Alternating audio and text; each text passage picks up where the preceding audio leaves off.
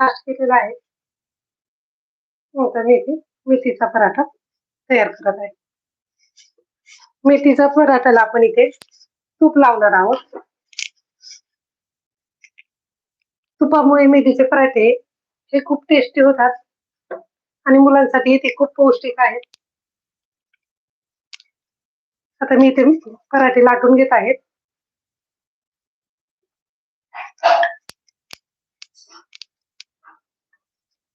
मेथीचे पराठे फार मोठेही नाही आणि खूप लहानही नाही, मीडियम साईजचे पराठे करायचे आहेत.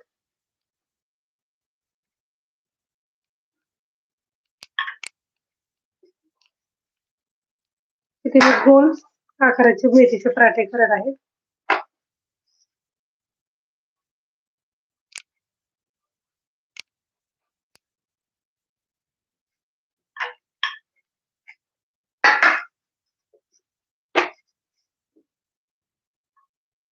इथे तुम्ही पाहू शकता, खूप जाडही नाही आणि खूप पातळही नाही, असा मीडियम साईजचा असा आपला चपातीपेक्षा थोडासा जाड असा आपला पराठा झालेला आहे.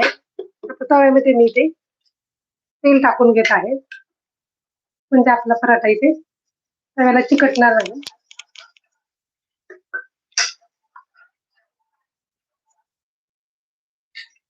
त्यानंतर आता मी इथे पराठा टाकत आहे.